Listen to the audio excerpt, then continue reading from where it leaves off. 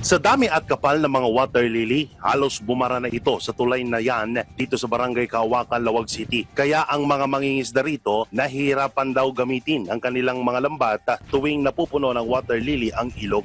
Sabi dito sir, yung kasi pag dumadami dito sir yung mga water relay, hindi kami makalambat, ano sir, kaya mabuti naman kung matatanggal mga water relay sir. At para mapawi rin ang pangamba ng mga residente na bahain sila dahil sa bumabarang water lily sa mga daluyan ng tubig, nagpadala ng mga bakho ang Department of Public Works and Highways para linisin ang ilog.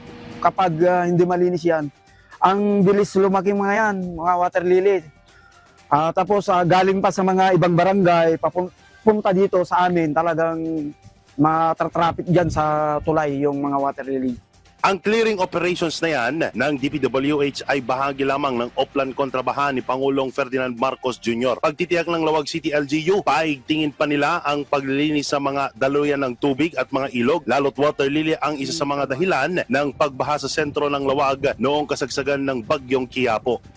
Creek ng Pila, Kasili, Kataban, punong-puno ng water lily. So dapat days or weeks before, maglinis na tayo ng mga water lily para yung outlet doon ng tubig tuloy-tuloy. Yun ang nangyari kasi dito, kaya hindi lumabas ng tubig sa barangay 2 dahil doon. Ang agarang aksyon na yan ng DPWH ay para maibsan ang hirap na dinaranas ng ating mga kababayan dahil sa pagbaha tuwing masama ang panahon at may bagyo. Mula rito sa Lawag City, para sa Integrated State Media, Jude Pitpitan ng Radyo Pilipinas, Radyo Publiko.